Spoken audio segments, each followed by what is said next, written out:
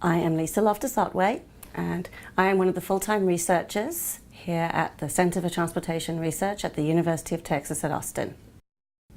An at-grade crossing is essentially where two modes of transportation meet. For the most part, though, an at-grade crossing is technically and really applied to where a railroad and a roadway intersect.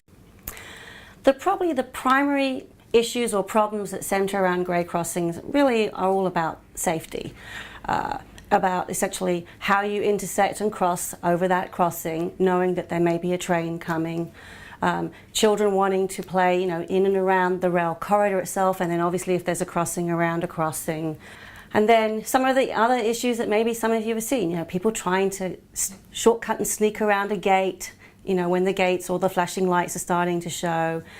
So the reason that we decided to take our STEM mentee group out to look at a grade crossing was essentially to teach them about good grade crossing safety, and just to teach them about good driving habits, good habits around a rail crossing and a rail corridor, teach them some of the issues that are arising, even how to be safe just walking around a corridor and intersecting with it.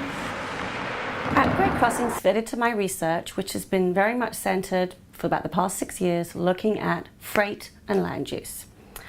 And part of the reasons of why freight and land use has become a big issue in the US is essentially freight has grown in the past 20 years. US population has grown. It is a global business. It sits in a global business realm. Even freight practices have changed in the past 20 years. So we've moved into what is called just-in-time manufacturing, which means if you want to get your stuff right now, you can get your stuff right now. My research has been trying to find ways to essentially try and forestall some of this. So we just think about putting different land uses around freight corridors.